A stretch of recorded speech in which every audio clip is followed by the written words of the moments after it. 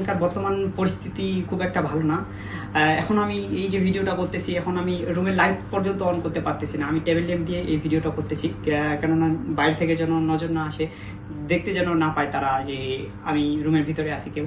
তো ওরা আর কি বিভিন্নভাবে আক্রমণ করতেছে। আমরা আমাদের খাবার কেনার জন্য বাইরে যেতে পারতেছি না। আমাদের যে বাসার মালিক আছে উনি মূলত আমাদের খাবার নিয়ে আসে দেয়। তো বর্তমান পরিস্থিতি আমাদের খুব এখানে ভালো না। আমরা এখন চাচ্ছি যে আমরা সহি সালামতে যেন দেশে ফিরে যেতে পারি, এটাই আমরা চেষ্টা করতেছি।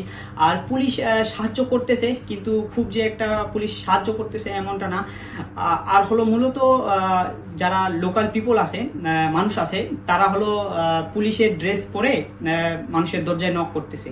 তো এই নক করার ফলে অনেকেই আপনার মনে করেন দরজা খোলার পরে তাদের আবার মারপিট শুরু করে। তারা যে ঘটনাটা একবার ঘটিয়েছে, ভবিষ্যতে যে ঘটাবে না, ফরেনারদের উপর আক্রমণ করেন, এটার নিরাপত্তা কেউ দিতে পারবে না। তো আমি মনে করি বাংলাদেশের যে অ্যাম্বাসিডর উজবেকিস্তানে আছে তারাও বাংলাদেশের পররাষ্ট্র মন্ত্রণালয়ের সাথে আলোচনা করুক এবং কলেজের সাথে এবং কিরগিজস্তানের সরকারের সাথে আলোচনা করুক, যাতে ডিরেক্ট ফ্লাইটের ব্যবস্থা করে দেয়। বাংলাদেশ থেকে কিরগিজস্তানে কোনো ডিরেক্ট ফ্লাইটের ব্যবস্থা এখন অব্দি নাই। যদি করে দেয় তাহলে স্টুডেন্টদের জন্য খুবই ভালো হয়, কেননা তারা বিভিন্ন ওয়েতে, দুবাই এয়ারওয়ে, যদি যেই ওয়ে আছে সেইগুলোতে যাওয়াটা তাদের জন্য ডিফিকাল্ট হয়ে যাচ্ছে। তো আমি মনে করি যে আজকে যে ঘটনাটা, এটা হচ্ছে গিয়া এই ঘটনার দ্বিতীয় দিন। আজকের ঘটনায় আজকে সারা দিনের মোটামুটি খুবই নিরাপদ ভাবে আমরা কাটিয়েছি। ভবিষ্যতের দিনগুলো কিভাবে যায় একমাত্র আল্লাহ জানে বা আল্লাহ তাআলা বলতে পারে। শুরুতে পরিস্থিতি খুবই খারাপ ছিল, খুবই ভয়াবহ ছিল, আমরা খুবই আতঙ্কিত ছিলাম।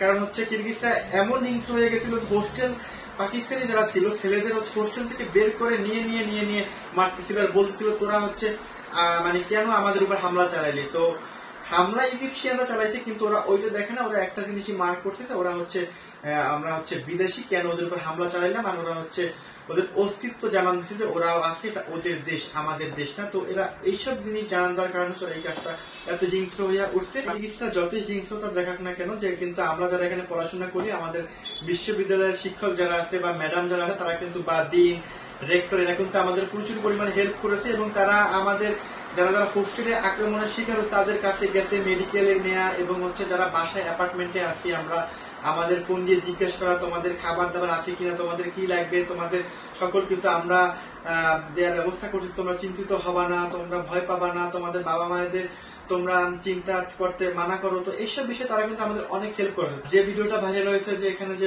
মানে বাংলাদেশি শিক্ষার্থীদের বলে চালানো হয়েছে, ওটা এখানকার যারা বাংলাদেশি শ্রমিক আছে, ওটা তাদের ভিডিও। তাদের একটা হোস্টেলে যে কিরগিজ পিপল ওরা আক্রমণ চালায়, তাদের ভিডিও। তো ওটা কোনো বাংলাদেশিদের শিক্ষার্থীদের ভিডিও না। তো আমরা এখানে যারা এমবিবিএস পড়াশোনা করি সবাই এখন পর্যন্ত আমরা সবাই আল্লাহর অশেষ সহমতে আমরা সবাই ঠিক আছে, আমাদের উপর এখনো কোনো হামলা হয় না। কিন্তু আমরা যারা এখানে শিক্ষার্থী আছি, এখানে আমরা অনেক বেশি ভয় পাইছি, কারণ আমাদের এখানে কোনো এম্বাসি নাই। তো বাংলাদেশ সরকারের কাছে বা ফরেন মিনিস্ট্রির কাছে আমাদের একটাই আবেদন যে ইমিডিয়েটলি কিরগিজস্তানে আমাদের একটা এম্বাসি প্রয়োজন।